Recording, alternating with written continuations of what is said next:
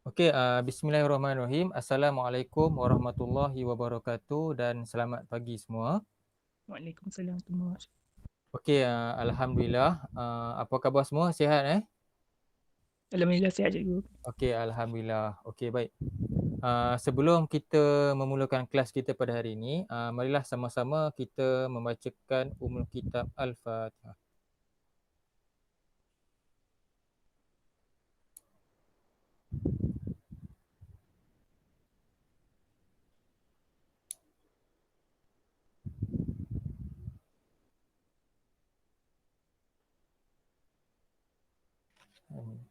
Okey, alhamdulillah, kita berjaya hadir ke kelas kita pada pagi ini.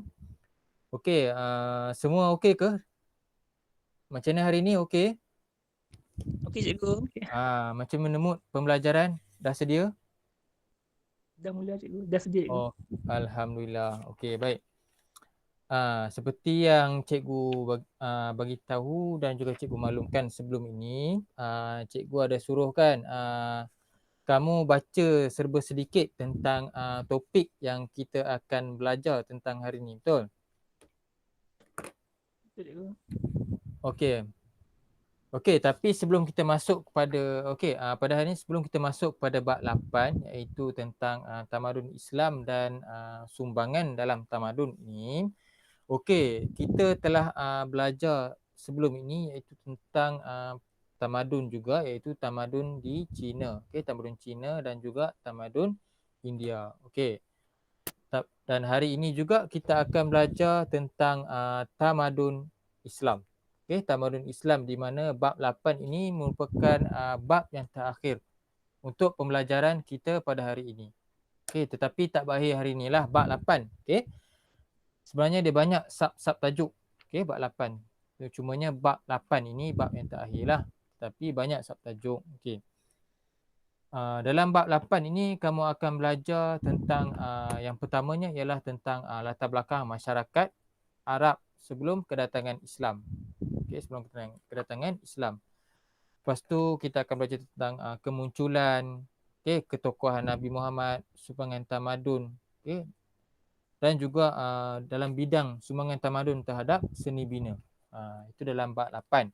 Okey, tetapi pada hari ini cikgu akan menyentuh tentang latar belakang dahulu. Okey, latar belakang masyarakat Arab sebelum kedatangan Islam. Okey, iaitu tentang tajuk 8.1, subtopik 8.1. Okey. Setakat ni semua okey? Dah bersedia? Dah cikgu. Okey, alhamdulillah. Okey, kita mulakan sesi kita lah. Okey, apabila kita sebut tentang latar belakang masyarakat Arab sebelum kedatangan Islam. Okey, sebelum kedatangan Islam ni apa yang kita tahu? Kan, apa yang kita tahu ialah dia gelak ada satunya masyarakat. Okey, ada satunya masyarakat yang popular sebelum kedatangan Islam iaitu apa? Iaitu adalah masyarakat jahiliah. Okey, masyarakat jahiliah. Okey. Mereka ini mempunyai sistem. Mereka ini bukan hanya jahil terhadap beberapa sistem yang ada, antaranya ialah politik, ekonomi dan sosial. Mereka ini juga masih lagi tak tahu macam mana nak jalankan kehidupan dengan baik ataupun dengan yang kata betul berlandaskan kebenaran. That's why masa tersebut digelar masyarakat jahiliah kerana mereka tidak tahu bagaimana nak jalankan kehidupan dengan ke arah jalan yang kebenaran. Ke arah jalan kebenaran. Okey, kalau kamu tengok secara umumnya lah, secara umum, siapa yang tak ada buku teks, kamu boleh rujuk ke surat 160. Cikgu yakin semua dah ada buku teks. Betul? Semua dah dapat buku teks kan? Dah ada cikgu. Okey, baik. Okey, secara umumnya masyarakat Arab, masyarakat Arab sebelum kedatangan Islam ini mempunyai sangat berbeza. Seperti cikgu sebut tadi itulah, berbeza dari segi ekonomi, sosial dan juga politik. Mereka ni berbeza, mengamalkan prinsip berbeza. Okey, kebanyakan mereka ini tinggal di mana? Mereka tinggal di mana yang kita kena tahu ialah mana? Mereka ni tinggal di kawasan semenanjung tanah Arab. Okey, semenanjung tanah Arab. Kita kena tahu mereka tinggal di mana? Mereka tinggal di semenanjung tanah Arab yang dikelilingi oleh kawasan yang penuh dengan padang pasir. Okey, padang pasir. Terletak di kawasan utara Laut Arab. Okey. Kalau kita tengok dalam peta ini kita tahu di mana ada Parsi, di mana Syam. Syam nama dulu Syam. Dan sekarang ini dipanggil Syria. Syria kan. Nampak. Berikut adalah peta yang tersebut menunjukkan tentang tanah Arab pada abad yang ke-6 Masihi. Okey, pada abad yang ke-6. Okey, manakala yang kawasan yang putih itu dikelar sebagai kawasan padang pasir. Di situlah kan masyarakat Arab kebanyakan mereka tinggal di situ. Kebanyakannya pada ketika itu. Okey, itu tentang dari segi masyarakat Arab kan. Kalau kita tahu masyarakat yang popular kan dan seterusnya. Okay. Kalau kita tengok peta juga kan, terdapat beberapa kawasan wilayah di tanah Arab tersebut, antaranya di Hijaz, Najd, Najd, Yaman, Hadramaut dan juga Oman. Hadramaut dan juga Oman. Ketiga-tiga ibu kota ni kita kena tahu ialah merupakan satu kedudukan yang strategik. Strategik dari segi apa? Kita kena tahu dari segi aspek yang pertama ialah perdagangan dan juga pertanian. Mengapa? Mengapa antaranya ialah seperti di Hadramaut dan juga Oman. Kenapa? Kita kena tahu. Kalau kita tengok peta tadi yang kamu rujuk, kalau kamu tengok sekarang, Hadramaut dan Oman terletak di tepi laut. Dan punya ada sumber air kan, sumber air dan perairan dan juga mudah untuk pengangkutan. Di situ juga mereka boleh menarik pedagang luar lah. Pedagang luar untuk berdagang ke tanah Arab. Untuk berdagang ke tanah Arab. Itu sebab mengapa kawasan Hadramaut ini kawasan yang strategik, kawasan Hadramaut. Oman dan juga Hijaz kalau kita tengok kan. Hijaz itu terletak di Madinah. Kalau kita tahulah secara umumnya, cikgu tahu kan, tanah Arab ini merupakan terdapat kawasan yang tak subur. Kenapa? Sebab kering kontang. Kering kontang. Cuacanya yang sangat panas. Cuaca yang sangat panas. Jadi berlaku juga kekangan air. Jadi kawasan panas yang kekang air menjadi kawasan tersebut memang tidak subur. Hanyalah padang pasir. Hanyalah padang pasir. Setakat ni okey ke? Okey cikgu. Baik. Itu tentang apa yang kita tahu tentang latar belakang secara umumnya, latar belakang kan. Bagaimana masyarakat Arab, bagaimana masyarakat Arab sebelum kedatangan Islam itu mereka tinggal di mana. Kamu kena ingat. Kita kena ingat yang pertama, bukan kamu saja kena ingat, cikgu pun kena ingat juga. Yang pertama ialah mereka ini kebanyakannya mereka tinggal di semenanjung tanah Arab. Semenanjung tanah Arab kan. Antaranya apa? Kita tengok tadi kan, mereka tinggal di mana? Semenanjung tanah Arab yang dikelilingi dengan padang pasir. Semenanjung tanah Arab dikelilingi dengan padang pasir. Terdapat kawasan wilayah yang subur. Kawasan wilayah yang subur untuk dua aktiviti iaitu perdagangan dan pertanian. Di mana? Kita kena ingat. Kamu tak perlu ingatlah ke semua sekali tempat. Kan ada berapa? 5 tempat. Kamu ingat 2-3 tempat pun sudah cukup. Antaranya di Hijaz, Yaman, Hadramaut dan Oman. Dan lagi satu kalau kamu ingat semua lagi baiklah, Najd. Lagi satu kan. Najd. Di situlah kalau kamu ingat lebih baik. Kawasan yang strategik dari segi pertanian dan juga perdagangan. Pertanian dan juga perdagangan. Kalau kamu tengok dalam peta tadilah kan, Oman dan Hadramaut terletak di tepi laut. Begitu juga dengan kawasan Najd. Najd kan, dia terletak di kawasan tepi laut juga, yang juga merupakan Parsi kan, di Teluk Parsi. Laut Merah juga merupakan kawasan yang strategik untuk kawasan Taif dan juga Yaman. Itu kawasan yang berhampiran dengan Laut Merah kan. Setakat ni okey ya. Okey, cikgu.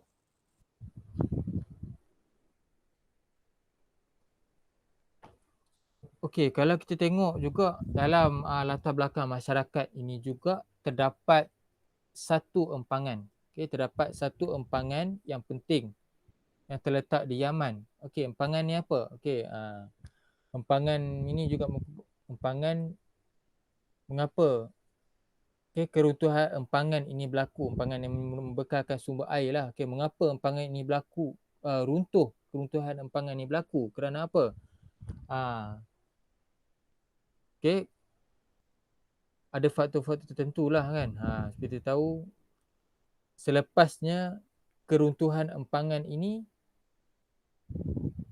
maka berlakulah kemerosotan ekonomi. Empangan ini membekalkan sumber air.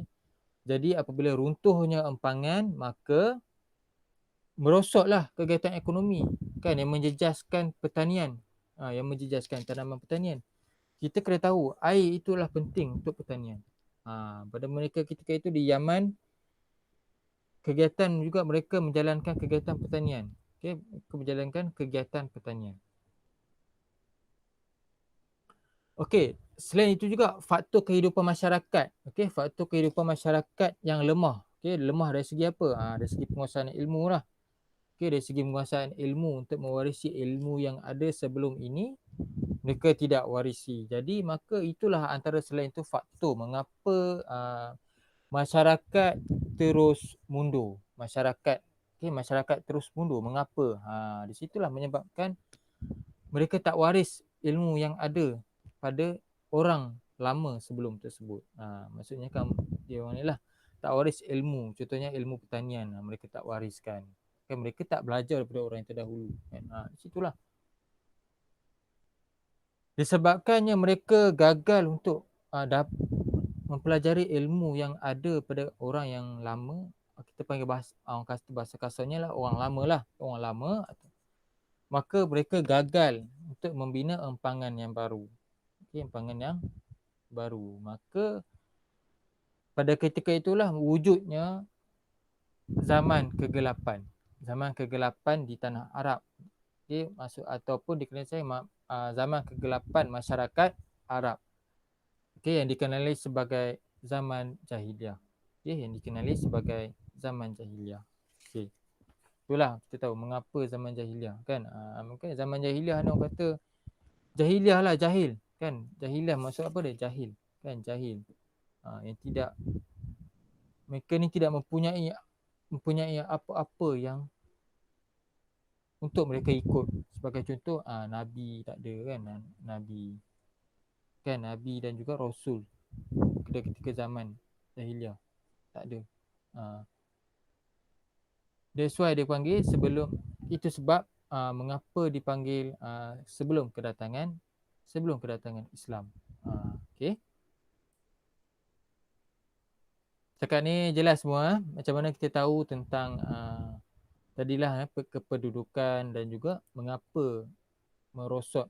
Okay, kemudian merosot. Okay.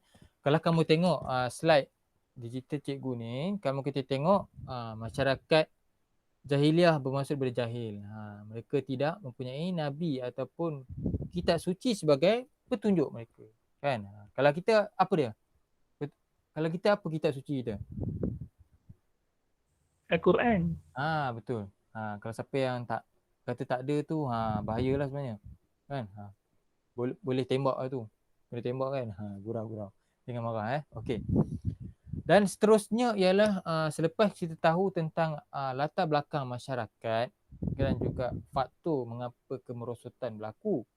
Okey, dalam sistem masyarakat jahiliah ini ada tiga. Iaitu apa? Boleh tolong baca wakil seorang? Okey, apa itu tiga tu? PES, apa dia? Kalau kamu tahulah. Kalau kamu tengok dalam slide cikgu ni pun tahu. PES, apa dia? Politik, ekonomi, sosial cikgu. Betul. Politik, ekonomi, sosial. Kamu ingat. Okey, cikgu nak senang lah. Okey, nak senang kamu ingat. Okey, sistem masyarakat jahiliah ni ada tiga. PES, iaitu politik, ekonomi dan sosial. Okey, jangan kamu ingat benda lain. PES tu apa? PES tu bukan Pro Evolution Soccer, game bola kan, bukan. tetapi PES itu merujuk kepada politik, ekonomi dan juga sosial.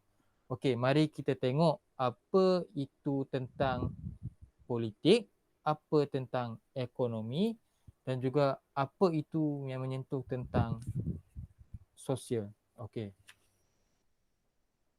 Okey, dari segi aspek yang pertama kita tengok politik. Okey, politik. Okey. Masyarakat Arab Jahiliah ini sebelum kedatangan Islam, mereka lebih hidup dalam keadaan secara berkelompok ataupun kumpulan. Okey, berkelompok ataupun kumpulan. Kabilah. Kabilah ni merujuk kepada apa? Okey, kabilah ini merujuk kepada suku kaum. Okey. Pada ketika itu antara yang popular ialah kabilah ataupun kaum yang popular ialah kaum Hadari dan juga kaum Badui. Okey. Kalau kita kena tahu kaum Hadari ini tinggal di kota. Okey, tinggal di kota ataupun di bandar lah kan, dengan menjalankan aktiviti pertanian. Kebanyakan mereka ini mempunyai binatang ternakan. Okey, binatang ternakan. Okey, manakala kaum Badui pula hidup secara nomad. Okey, nomad ini berpindah randah. Okey, berpindah randah. Mereka juga mempunyai binatang ternakan, tetapi apabila mereka berpindah kepada dari satu tempat ke satu tempat yang lain, maka mereka akan bawa binatang itu sekali. Okey, mereka akan bawa binatang itu sekali untuk ke kawasan yang baru. Itu beza dengan kaum Hadori dengan Badui. Okey, Hadori dengan Badui. Hadori ini mereka tinggal di kota secara tetap, manakala Badui hidup secara nomad ataupun orang panggil berpindah randah. Okey. Dalam sistem politik masyarakat jahiliah, dalam setiap kaum ataupun kabilah mereka atau dari setiap kabilah mereka juga mempunyai seorang ketua. Okey, seorang ketua yang dilantik yang daripada kalangan seorang syekh. Okey, syekh. Okey, mengapa mereka melantik syekh sebagai ketua kabilah ataupun suku kaum? Kenapa? Okey, kita tahu kenapa. Okey, mereka lantik ini, syekh tersebut mestilah mendapat sokongan ataupun yang disukai oleh ahli-ahli kabilah yang ada. Seorang syekh juga mesti matang, berani dan sanggup mempertahankan kumpulannya atau puaknya. Dan selain itu juga mereka perlu pandai berpidato kan. Kalau sekarang ini kalau kita perlukan seorang ketua, mestilah dia pandai bercakap kan. Begitu juga dengan masyarakat jahiliah kan. Mereka memerlukan seorang ketua yang berani bersuara. Berani mempertahankan kumpulan mereka daripada diserang ataupun dicerobohilah. Okey.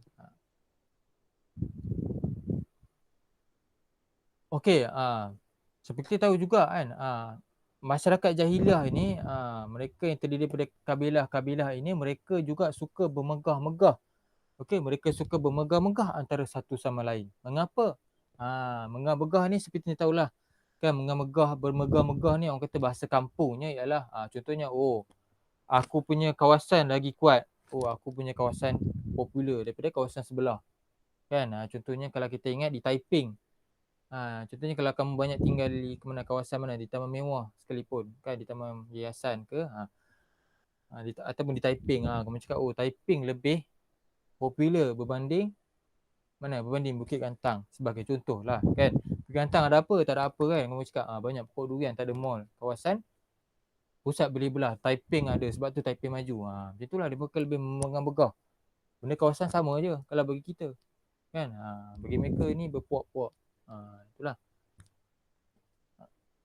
Okey, selain itu juga mereka ini juga suka berperang. Berperang untuk apa? Merebut kuasa. Berperang untuk merebut kuasa, pengaruh dan harta. Kalau kamu tengok situasi kita zaman sekarang ni pun sudah ada. Kan, orang kata zaman jahiliah moden. Kan, zaman jahiliah moden. Kan, zaman jahiliah moden berperang nak dapatkan kuasa. Kan, tak puas hati nak, aku nak jadi ketua. Aku ni jadi ketua ni, jadi ni jadi ketua ni, aku nak harta dia ni. Kan, aku nak luaskan pengaruh. Aku yakin aku mampu jadi ketua negara tersebut. Bukan Malaysia lah kot kan. Cikgu tersebut Malaysia kepada Malaysia. Kan, cikgu tak Malaysia kepada Malaysia. Tapi mungkin negara luar, tak tahu negara mana di planet lain. Kan, mereka suka berperang. Situasi sekarang ni ada berperang. hanya untuk nak kuasa. Oh, aku mampu jadi seorang ketua negara. Mereka tak layak kan, sebagai contohnya kan. Macam itulah kan. Jadinya itulah sebagai contohnya kalau kita tengok kan situasi sekarang. Yang lain okey ke? Ada yang tidur ke? Tak ada cikgu. Tak ada. Okey, bagus. Menarik sebenarnya kita belajar tentang sejarah ni, menarik kan. Apatah lagi tentang tajuk tamadun Islam. Itu dia. Masyarakat jahiliah. Dari segi politik mereka. Okey, selain itu juga mereka ni lebih terkenal tentang selain tu kalau di Mekah, kalau di Mekah, kalau kamu tengok adanya kaum Arab iaitu Arab Quraisy. Arab Quraisy ni popular lah kalau di Mekah.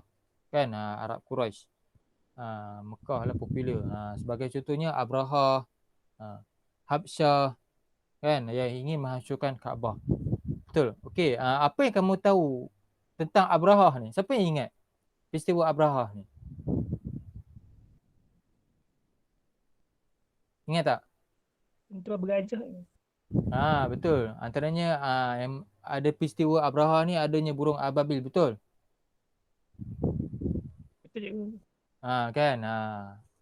Mereka ni menjatuhkan bara api ke tentera Abraha ni. Betul kalau kamu tak silap lah. Kan kalau kamu salah kamu beritahu cikgu balik. Kan. Cikgu yakin kamu tahu tentang peristiwa tentera Abraha. Tentera Abraha yang ada ni. Itu dari segi politik masyarakat jahiliah kan. Kalau di Mekah mereka nak hancurkan Kaabah. Kan mereka nak hancurkan Kaabah. Antaranya yang popular ialah kita kena ingat apa? Abraha. Antaranya popular Abraha yang merupakan pemerintah Habsyah. Pemerintah Habsyah yang mempunyai cita-cita yang tinggi untuk menghancurkan Kaabah. Itu dia. Kalau pentadbiran kalau ada segi sistem pentadbiran di Mekah ni macam biasalah mereka ditadbir oleh jabatan lah, jabatan-jabatan. Yang itu antaranya ialah Darun Nadwa. Setakat ni faham ke tentang politik masyarakat jahiliah? Cikgu. Baik. Itu tentang politik. Kita dah tahu tentang politik. Mari kita tengok tentang ekonomi masyarakat jahiliah. Ekonomi masyarakat jahiliah ini, mereka ni melakukan ekonomi yang banyak ataupun pelbagai berbeza-beza di berlainan kawasan lah.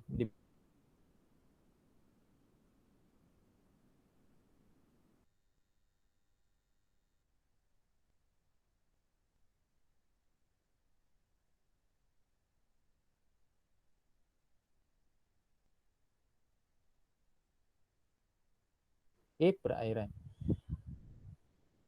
Mereka tertumpu di kawasan perairan. Itu bagi di kawasan tu lah. Ada orang nak masuk ke? Kejap Kejap semua. Tak ada pun. Macam ada orang nak request masuk. Tak ada. Itu dari segi kegiatan ekonomi mereka. Mengapa mereka, kegiatan ekonomi ada dua lah, bukan mengapa. Ada dua, iaitu pertanian dan juga perdagangan. Seperti yang cikgu cakap juga tadi kan, kalau kamu ingat cikgu tadi mula tadi, tanah Arab ini mempunyai kawasan yang kurang subur. Kawasan kurang subur. Dalam masyarakat jahiliah juga mereka ni pandai juga sebenarnya juga. Mereka mencari kawasan yang subur. Antaranya ialah di Yaman. Di Yaman. Kawasan itu subur untuk tanaman gandum dan kopi. Tetapi mereka hanya bergantung kepada sumber air hujan. Mereka hanya bergantung kepada sumber air hujan sahaja untuk membasahi tanaman-tanaman mereka. Itulah mereka mempunyai tanaman-tanaman mereka untuk membasahi tanaman. Di Yaman, kawasan tersebut.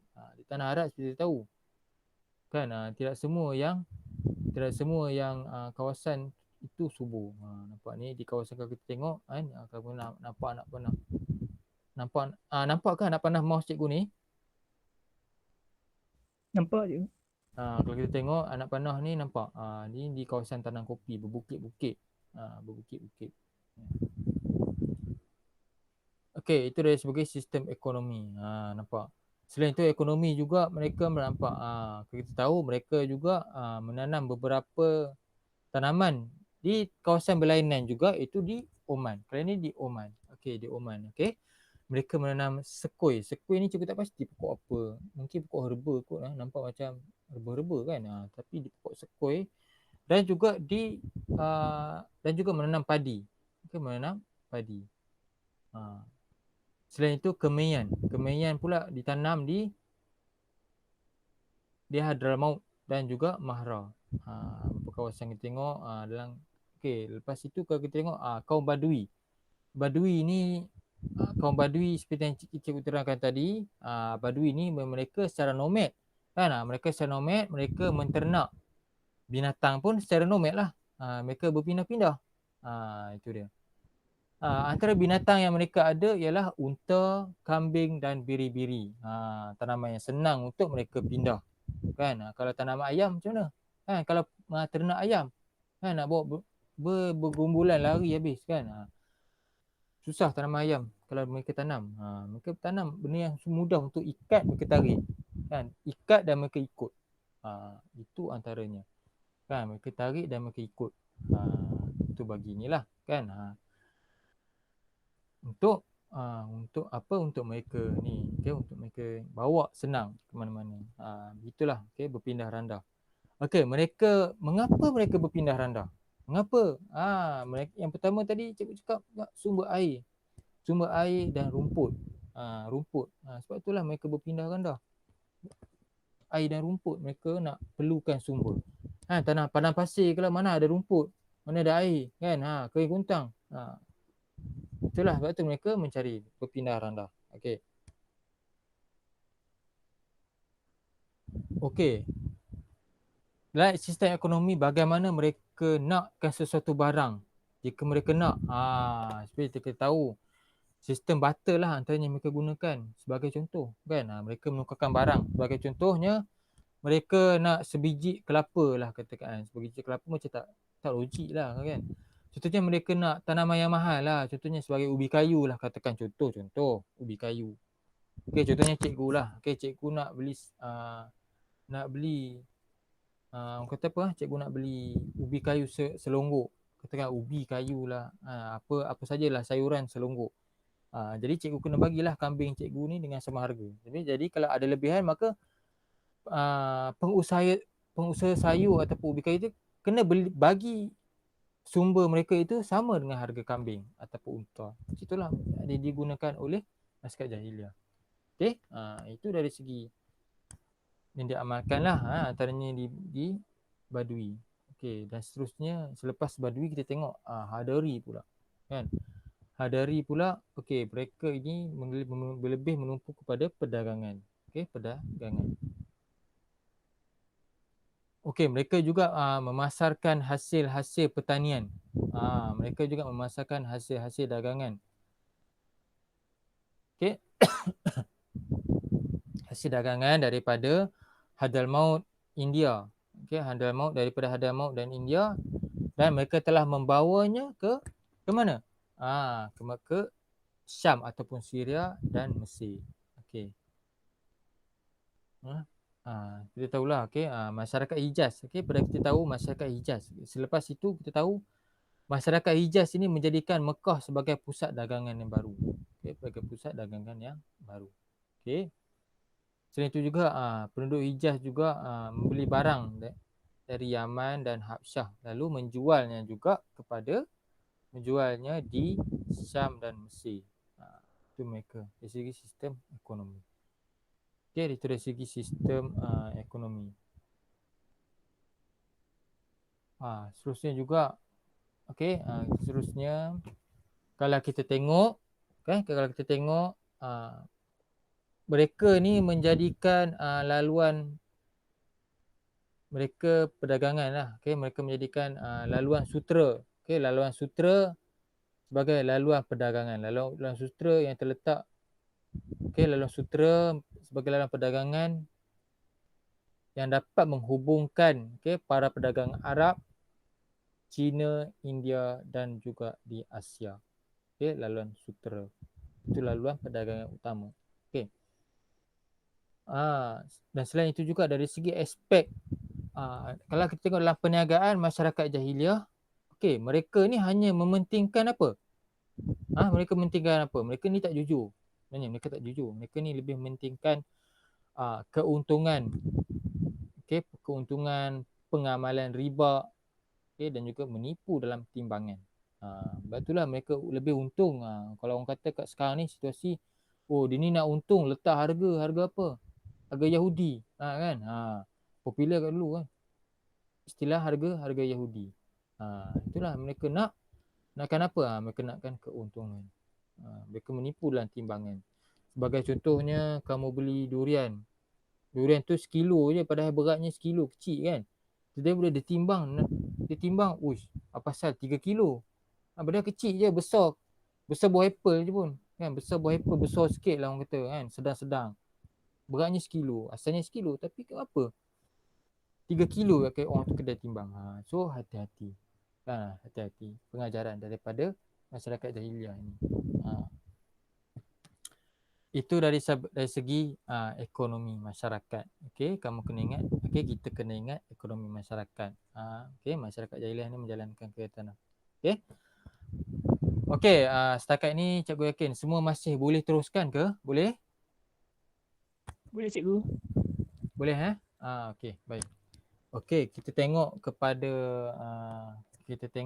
juga kepada sosial. Okey, sosial iaitu S. Apa itu sosial? Okey. Seperti kita tahu kalau dari segi aspek sosial, okey, kehidupan masyarakat Arab jahiliah ini, mereka ini lebih mempercayai kepada adat, adat dan kehidupan seharian. Okay, mereka tak tahu adat, bukan apa, mereka tak tahu nak berpandukan kepada sumber yang betul. Seperti yang tadilah, bagi sebenarnya kitab suci kan. Tak boleh nak pandukan. Sebab apa? Mereka tak ada lagi kitab suci pada masa ni. Situlah, okey. Kehidupan masyarakat Arab jahiliah ni bergantung pada ni lah. Okay. Bergantung pada adat semata-mata yang diwarisi oleh ketika tok nenek mereka. Okay, zaman tok nenek mereka. Okey. Okey. Kita tengok ada beberapa agama kepercayaan masyarakat jahiliah.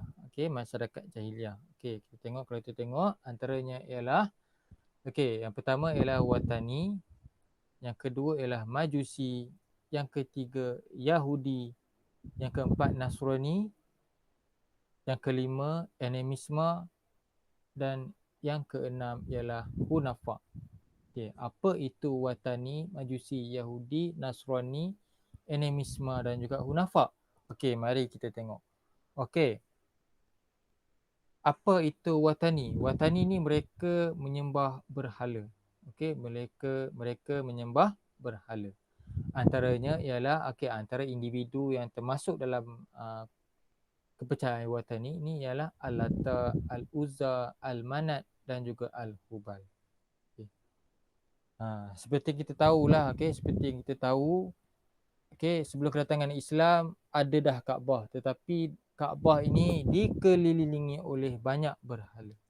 Berapa banyak berhala ketika zaman Watani, ketika adanya Watani. Apa dia? Berapa? Sebanyak 360 buah berhala.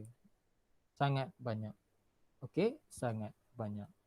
Apabila kedatangan Islam, maka berhala tersebut telah hilang. Tetapi tak apa, kedatangan Islam kita akan belajar selepas tajuk ni tamat. Kelas yang lain. Okey. Okey, yang kedua ialah Majusi. Majusi ini cikgu tahu kamu pernah dengar kan? Kita pun pernah dengar apa itu api Majusi. Kan? Apa itu Majusi? Majusi ini mereka menyembah api. Okey, mereka menyembah api. Okey. Agama ini berasal daripada negeri Parsi kan? Negeri Parsi. Okey, mereka menyembah api daripada agama ini berasal dari Parsi ataupun dipanggil Iran, betul? Okey, Iran, kan? Kebanyakan penganut dalam agama ini mereka tinggal di Yaman. Di Yaman, Oman dan Bahrain. Mengapa? Kita kena tahu. Mereka tinggal di beberapa kawasan tersebut, iaitu di Yaman, Oman dan Bahrain, kerana mereka adanya pengaruh Iran ataupun Parsi yang kuat di ketiga-tiga kawasan tersebut. Okay. Seterusnya ialah Nasrani. Okay, Nasrani. Okay, agama Nasrani ini dianuti oleh Bani Israel. Okay, dianuti oleh Bani Israel. Okay. Agama ini berkembang di semenanjung tanah Arab melalui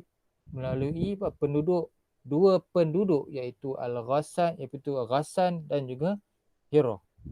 Okey, di situlah Nasrani mereka ini. Okey. Dua penduduk lah orang kata ya.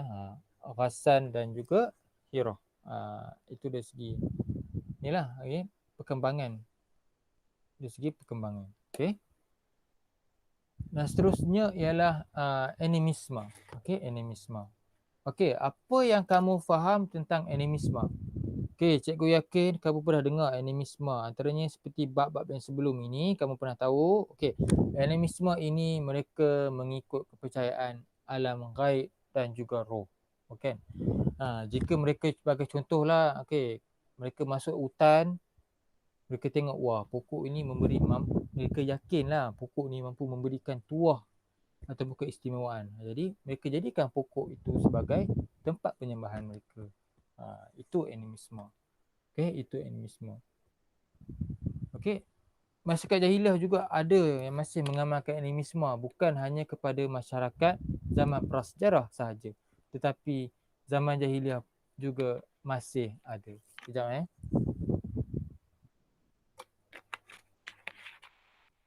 Okey, tetapi dalam masyarakat jahiliah masih ada lagi yang mengamalkan ajaran animisme. Okey, itu dari segi animisme. Okey, seterusnya ialah Hunafa. Okey, Hunafa. Okey, Hunafa ini penganut yang mengamalkan ajaran yang dibawa oleh Nabi Ibrahim. Okey, penganut yang membawa, mereka menengahkan ajaran oleh Nabi Ibrahim. Mereka yakin Nabi Ibrahim ni Tuhan mereka. Sebab itulah mereka Hunafa kan. Ada penganut yang yakin Nabi Ibrahim ni Tuhan. Sebab itulah orang kata mereka ni jahil. Pada ketika itu mereka tak tahu kan siapa yang menciptakan alam sekitar, kan siapa menciptakan bumi dan alam semesta kan. Okey, itu dari segi Hunafa. Okey, Hunafa kan. Okey, itulah tadi ya. Kalau kita tengok kan, kita tengok ada 6 kan, Watani, Majusi, Yahudi, Nasrani, Animisme dan juga Hunafa. Okey. Okey, setakat ni faham yang 6 tu? Faham ke? Faham cikgu. Okey. Okey, baik. Kita tengok dari segi adat seharian mereka. Okey, adat kehidupan seharian mereka. Okey, masyarakat jahiliah kita kena tahu kalau adat mereka senang je, mereka ni suka menilik nasib dan juga meramal masa depan. Masyarakat jahiliah ni, okey. Yang kedua ialah mereka ini suka mereka ni suka melihat keadaan sekeliling kan. Mereka tengok dulu sekeliling, mereka menentukan nasib sama ada baik ataupun buruk. Mereka ramal tengok di kawasan ni, tak elok ni, siap kan. Mereka juga mempercayai sihir, mempunyai sihir serta kuasa azimat. Mereka mempercayai ahli sihir serta kuasa azimat. Itu kehidupan mereka. Okey, selain itu juga kan, mereka ini dalam kehidupan seharian ini, mereka ini lebih mengagung-agungkan, mereka mengiktiraf lelaki. Mereka memandang rendah terhadap kaum-kaum wanita. Mereka memandang rendah terhadap kaum-kaum wanita. Apabila mereka memandang rendah terhadap kaum wanita, maka apa? Okey, maka seperti yang kita tahu, cikgu tahu kamu pun dah tahu peristiwa apa? Peristiwanya mereka membunuh bayi wanita. Okey, mereka membunuh bayi wanita. Pasangan tersebut akan membunuh jika kelahiran bayi wanita. Maka jika isteri mereka itu lahir bayi lelaki, maka mereka akan memberi penghormatan yang tinggi. Mereka akan mengadakan majlis yang meriah. Manakala perempuan, mereka akan bunuh. Sedangkan itu disebab itulah digelar sebagai masyarakat jahiliah. Kan mereka tak tahu siapa yang melahirkan mereka. Yang melahirkan mereka ialah perempuan, wanita. Tapi mereka dah bunuh bayi wanita, jadi warisan, jadi waris keturunan wanita tak adalah. Warisan untuk bayi wanita tak ada. Itulah dia makan masyarakat jahiliah. Okay, masyarakat jahiliah. Kan? Mereka juga hidup dalam keadaan yang sangat teruk. Mereka hidup dalam keadaan akhlak yang teruk. Antaranya ialah mereka suka apa? Suka berzina, berjudi, minum arak, serta dan juga mereka bersikap negatif iaitu angkuh, riak. Itulah dari segi masyarakat. Itulah masyarakat jahiliah. Mengapa mereka sebut kan? Okey, seterusnya ialah dari segi hamba kan. Hamba kalau golongan yang rendah ni mereka gelar sebagai hamba kan. Mempunyai golongan mereka ni golongan hamba ni mempunyai status yang paling rendah. Kan?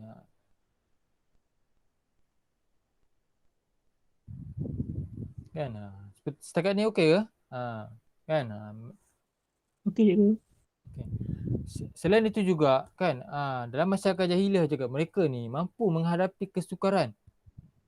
Mereka tabah kegigihan, tetapi sayangnya mereka mempunyai tak petunjuk kan. Itulah.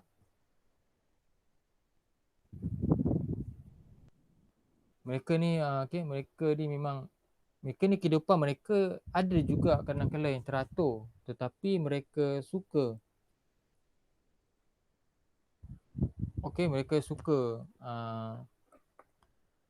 orang kata hidup dalam keadaan yang dalam keadaan yang kemaksiatan kan, kemaksiatan. Itu dia mereka punya ni kan. Mereka sanggup mengorbankan kepentingan diri. Mereka sanggup mengorbankan kepentingan diri. Itu bagus, tapi cuma mereka tak ada kitab suci sebagai panduan mereka dan Nabi. Nabi atau Rasul nak beri ikutan yang menjadi ikutan lah. Mereka ni sanggup dia sanggup berkorban diri sendiri untuk tetamu kan. Tetamu itulah antaranya yang ada sifat yang ada lah orang kata sifat kemanusiaan terhadap masyarakat jahiliah, tetapi sangat sedikit. Sangat sedikit kan. Sebenarnya dan kita tengok kalau yang terakhir, nampak kalau kita tengok yang terakhir ialah selain itu juga terdapat kita tengok kebanyakannya masyarakat Arab ni suka bersyair, bersajak dan berpidato. Kebanyakannya dari segi karya-karya yang dihasilkan oleh mereka juga sangat baik dan berkualiti lah, orang kata bermutu tinggi kan. Dan apabila karya-karya yang dianggap terbaik, maka mereka akan apa? Mereka akan dibaca dalam temasya-temasya tahunan. Temasya-temasya tahunan seperti di Kaabah. Seperti di Pasar Ukas. Pasar Ukas yang digantung di keliling Kaabah. Itu tentang tentang masyarakat jahiliah. Masyarakat jahiliah. Nampak kita punya topik 8.1 untuk kelas pada hari ini sampai setakat ni saja. Kan? Jadi setakat ni macam mana kamu okey ke tentang apa yang kita belajar? Okey cikgu. Tentang apa yang kita kena tahu, itulah tadi kan. Setakat ni okey, tak ada apa-apa. Apa yang cikgu terang tadi okey ke, jelas? Jelas, faham cikgu. Okey, baik. Cikgu berharap semua fahamlah dan kekal konsisten sepanjang masa yang ada ini. Okey, baik. Kita dah membenarkan semua pun dah jelas dan tidak ada soalan. Jadi cikgu melakukan kesimpulan secara umum. Okey, kesimpulan secara umum. Okey, kalau kesimpulannya secara umum, okey. Apa yang kita belajar tentang hari ini ialah tentang latar belakang masyarakat Arab sebelum kedatangan Islam. Okey. Okey, mereka ini mempunyai sistem yang berlainan. Okey, sistem berlainan daripada 3 aspek, iaitu politik, ekonomi dan juga sosial. Okey, cikgu ulang. Okey, mereka ini mempunyai sistem masyarakat yang berlainan. Maksudnya sebelum datang Islam tu lainlah. Okey, iaitu dari segi politik, ekonomi dan juga sosial. Okey. Kalau kita tengok, kalau dari segi politik, mereka ini lantik pemerintahan kaum. Okey, kaum mereka terdiri daripada seorang ketua yang dilantik daripada kalangan syekh. Dan kalau ekonomi, mereka mempunyai 2 yang utama, iaitu perdagangan dan juga pertanian. Okey, perdagangan dan pertanian. Okey. Dari segi aspek sosial, kita kena tahu, okey, dari segi aspek sosial, dari segi agama dan kepercayaan ada 6, iaitu Watani, Majusi, Yahudi, Nasrani, Animisme dan Kunafa. Okey, itu untuk dari segi ketiga-tiga aspek lah. Okey, kalau kita tengok dari segi adat kehidupan seharian, kita tahu lah yang buruk. Mereka suka menilik nasib, kan? Mereka suka melihat melihat keadaan sekeliling sama ada buruk atau tidak sebelum mereka melakukan pekerjaan. Okey, mereka juga merendah-rendahkan, bukan merendahkan, mereka memang merendahkan golongan wanita. Dan mereka bila bayi dilahirkan berjantina wanita, mereka akan bunuh. Bayi perempuan lah mereka akan bunuh. Kalau lelaki, mereka akan memberikan penghormatan yang tinggi. Itu dah untuk dari segi aspek. Selain itu juga mereka ini lebih gemar. Okey, selain itu juga mereka ini ada sikap yang sanggup mengorbankan diri sendiri. Maksudnya apa? Berkorban untuk tetamu mereka. Okey, untuk tetamu mereka. Itu masyarakat jahiliah, kan? Dan okey, dan selain itu juga okay, mereka ni suka bersyair, okey, bersyair dan berkarya. Okey, itu nak istimewanya mereka zaman jahiliah ketika dulu. Bukan istimewa kata apakah kita nak kena mengagungkan ataupun tidak. Tapi itulah yang kita kena tahu, mereka ini suka bersyair. Okay, mereka suka bersyair, kan? Berkarya, kan, bersajak, berpidato. Okey. Mana-mana yang syair itu dianggap berkualiti tinggi, bukan kualiti, dianggap memberi impak yang baik, positif, maka mereka akan baca pada temasa-temasa yang tertentu. Itu sahaja, kan? Okey. Cikgu harap kamu semua faham tentang topik kita tentang hari ini, iaitu latar belakang masyarakat Arab sebelum kedatangan Islam. Okey. Setakat ni ada apa-apa soalan? Tak ada cikgu. Okey, kalau ada soalan tak apa, cikgu bagi peluang. Tak ada Tak ada cikgu. Okey, tak ada. Okey, nampaknya Alhamdulillah. Alhamdulillah lah kita telah berjaya habiskan kelas untuk kita pada hari ini. InsyaAllah kita akan jumpa pada kelas pada yang seterusnya, iaitu pada minggu hadapan. Okey? Kita akan jumpa pada kelas minggu hadapan. Okey, jadi sebagai persediaan awal, cikgu nak cikgu nak kamu semua, kita sama-sama lah baca. Okey? Kita sama-sama baca tentang tajuk 8.2, iaitu tentang kemunculan dan perkembangan tamadun Islam. Okey? InsyaAllah kita akan mulakan pada minggu hadapan. Tajuk minggu hadapan. Jadi cikgu harap kamu semua kerjasamalah dengan cikgu. Sama-sama kita hadir ke kelas. Okey? Sama-samalah kita hadir, insyaAllah. Semoga kita sama-sama berjaya di dunia dan di akhirat. Okey, cikgu doakan semoga kita semua dipermudahkan segala urusan. Okey. Cikgu ucapkan terima kasih kepada semua pelajar yang hadir. Okey, insya-Allah kita jumpa lagi di kelas pada yang akan datang. Okey. Cikgu ucapkan sekian, terima kasih. Assalamualaikum warahmatullahi wabarakatuh. Okey, terima kasih semua. Semua boleh. Okey, terima kasih semua. Masih cikgu.